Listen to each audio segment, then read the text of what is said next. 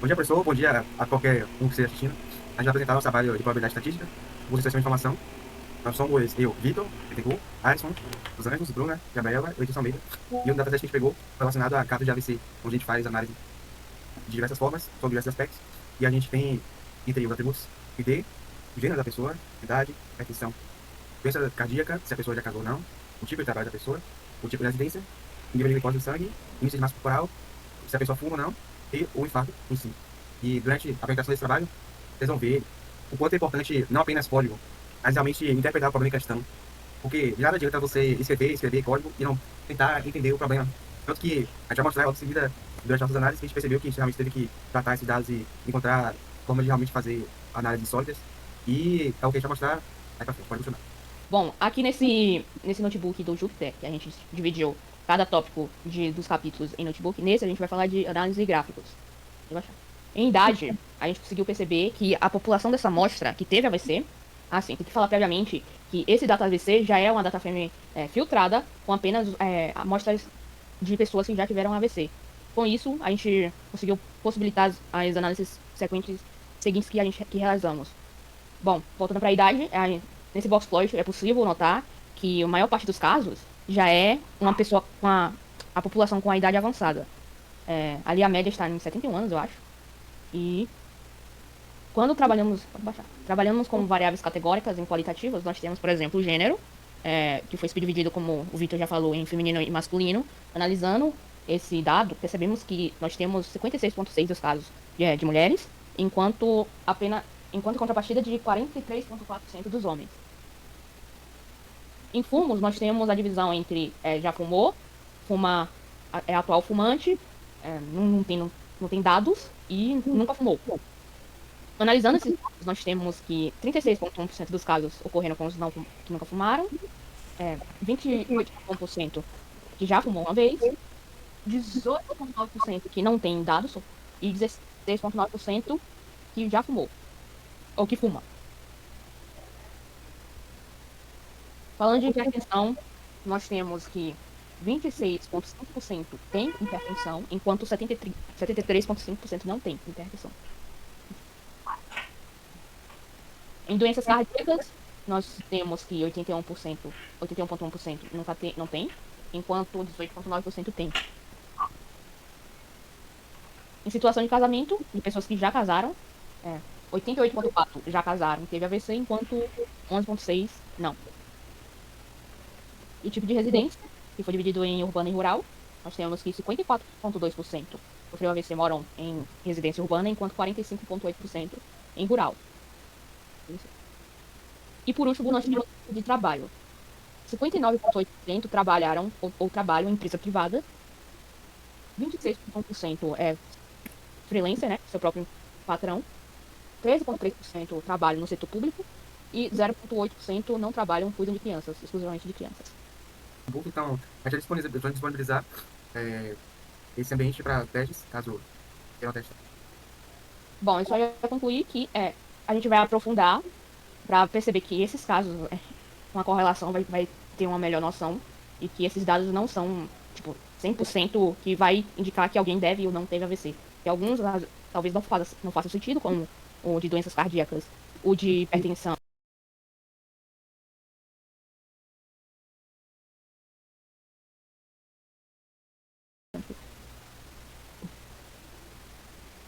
A gente vai falar um pouco sobre as medidas de posição, que é média, moda, mediana, e algumas separatrizes que dividem o rol de dados.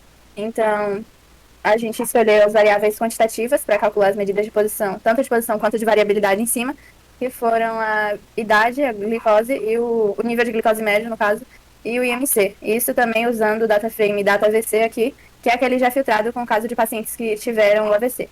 Então, aqui na média e na moda, que a gente calculou usando métodos do NumPy e da Pandas, a gente, da bibliotecas específicas do Python, no caso, a média de idade a gente teve em torno de 67, 68 anos, a do nível médio de glicose 132,54, de MC 30,47. A moda, que é o valor que mais se repetiu, a gente teve aí com a idade 78, o nível de glicose 101,45 e o IMC 27,30. Já as medianas, e aqui vai ressaltar que a gente também reordenou as colunas do data frame em uma certa ordem. para poder calcular a mediana certa, o termo do meio. Então, como idade, a da idade a gente teve 71. Isso daí também vai poder ser observado melhor no box plot que foi gerado. A do nível médio de glicose 105,22 e a da IMC, o do IMC 29,7. Aí, escolhendo aqui as separatrizes, nós escolhemos os 3 quartis, de 25, 50 e 75%, e os percentis, o 10º e o 90º. Então, aqui, como os quartis da idade, a gente tem 59, 71 e 78, e se der para perceber, o de 50%, que é o segundo quartil, é exatamente o mesmo valor da mediana. E de percentis, a gente tem o 51 e 80 como o 10º e o 90º percentil. E a gente repetiu o mesmo processo para as outras variáveis quantitativas escolhidas, que foi o nível médio de glicose e o IMC. Dá para perceber aí como saída dos códigos que foram rodados. Aí no final, para facilitar as coisas e gerar o gráfico, a gente pegou e colocou essas 3 variáveis quantitativas em um novo data frame, como dá para ver aí, a idade, o nível de glicose e o IMC, e gerou os box plots. Então aqui, com as separatrizes e com os quartis e com os percentis. Aqui na idade a gente pode ver que essa linha do meio no box plot é o 71, que equivale à mediana. Nas linhas vermelhas nós temos os quartis, 25, 50 e 70% e 75%. E as linhas verdes pontilhadas, os percentis, que a gente dá para ver também que está até abaixo da onde a maioria dos casos está acontecendo. Mais para baixo a gente também repete o processo com o nível de glicose e o IMC. O nível de glicose dá para ver que é bem espalhado entre os casos que a gente analisou, e o IMC também. Já a idade, até pelos gráficos de variabilidade que a gente vai ver mais para frente, é mais elevada. Então, a maioria dos casos que a gente observou aconteceu em pessoas com idade mais avançada, pessoas mais velhas. E por fim, aqui o box plot do IMC.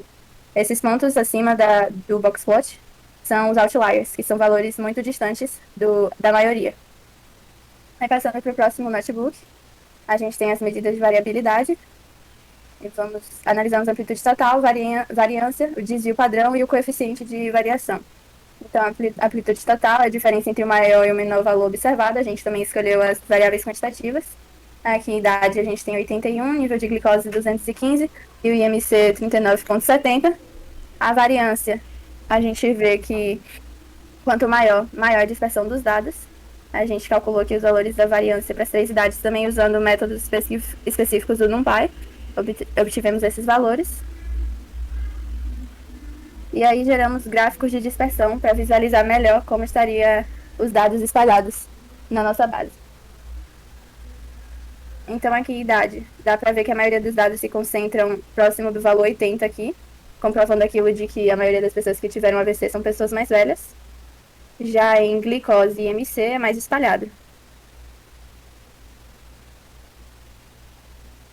Aqui também calculamos o desvio padrão e o coeficiente de variação, novamente utilizando os métodos do NumPy.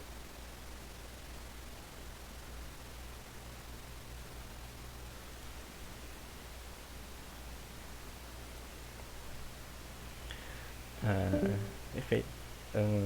Agora começando a parte de frequências. Nosso dataframe de frequências eu utilizei dataframe filtrado, mas não o dataframe de AVC, é um dataframe filtrado novo, excluindo apenas as idades que são maiores que 82. Aqui eu fui criar as frequências, né?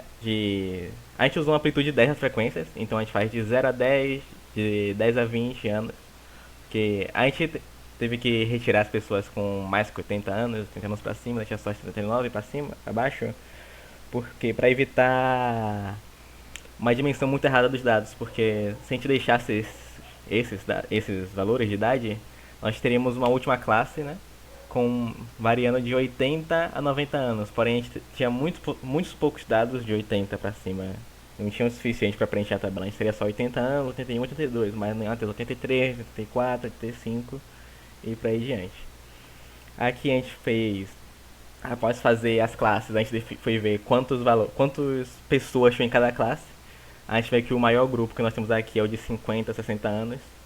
Vale lembrar que nessa distribuição de classes, a gente começa do primeiro valor e o segundo é excludente, então isso daqui vai de 0 a 9 anos, porque o segundo valor a gente é excludente.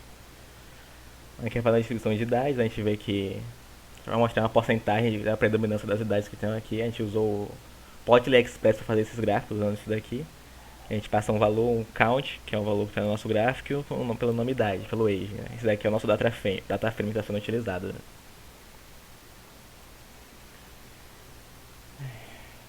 Né? Aqui novamente. Aqui foi aqui que a gente fez os dados da frequência. Pronto. A gente criou as frequências estão criadas, nós temos uma tabela de frequências.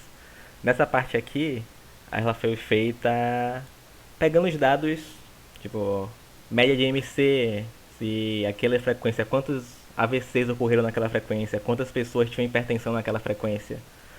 Só um código para fazer esse trabalho braçal, né, de não ter que contar quantos casos ocorreram em cada grupo. Aí a gente calcula a média do IMC em um grupo, do 0 a 10, 10 a 20, a média de glicose, a quantidade de problemas de coração que cada grupo tinha, a quantidade de pessoas com hipertensão e a quantidade de pessoas que tiveram AVC nesse grupo.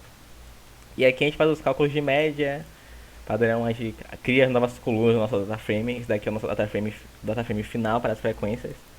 Então, todas as variáveis aqui, que gerou isso daqui pra gente. Aqui a gente consegue ver a idade, a frequência relativa e todos os dados que a gente precisa para isso. Daqui é para ser AVC. Só dentro aqui. Vou colocar AVC. Que não era para ser isso daqui, a gente pode ter que rerodar tudo. Aqui só para mostrar que o código tá tudo rodando, tá tudo totalmente funcional também. Ver que nenhum erro. Então pode estar funcionando totalmente. Aqui eu faço a quantidade de AVCs que cada grupo teve. É uma coisa interessante se ver que o grupo de 0 a 10 anos teve um AVC nessa idade, que é algo bem fora do comum, assim. E que essa base de dados ela possui pessoas, bastante gente pré-diabética e bastante gente com sobrepeso ou obesidade. E isso pode acabar agravando nos casos de AVC, aumentando a quantidade. Né? Mesmo que, né? A gente vê que o grupo que teve a maior quantidade foi o grupo mais velho. Tiveram 94 casos. Né? E aqui a gente fez um gráfico, né, para só da média de IMC e glicose de cada um. Esse daqui é a média de glicose, esse daqui é a nossa média de IMC. Aqui a gente foi pegar os dados dos fumantes. A gente pegou os dados fumantes apenas dos que tiveram AVC. Então a gente tem aqui nunca fumou. Na verdade aqui ninguém fumou. Esse desconhecido fuma aqui é porque ainda não se tem informação se a pessoa fumava ou não. Mas esses dados de fumo aqui são apenas das pessoas que tiveram o AVC, como a gente pode ver no grupo mais velho. Muitas pessoas não fumavam, mas também muitas pessoas fumavam. E como pela idade, quanto maior a idade, maior a chance de ter, tiveram vários casos de AVC.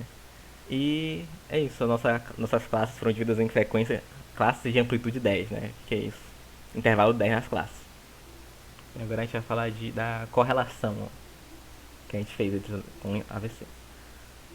Bom, continuando aqui, nessa parte desse notebook, nós vamos falar das correlações entre as outras características existentes no CSV com o AVC, para ver quais que tem relação com quais. AVC. Aí foi só uns testes, em cima foi só uns testes para verificar se está tudo certo. Bom, nessa parte do código a gente está carregando a data AVC tratada, mas isso é só para fazer um teste e para ver se está printando certinho. Mas não vamos usar ela, a gente vai usar a... Pode descer. A gente vai usar... Pode descer. A gente vai usar a normal, que tem os tantos casos sem o AVC quanto as que tem, para poder correlacionar melhor. Que a função do Python precisa disso. A função do Pandas precisa disso, a .co. Bom, ali nós temos que a gente dropamos a coluna D, removemos a coluna ID, porque não faz sentido correlacionar ID com o AVC.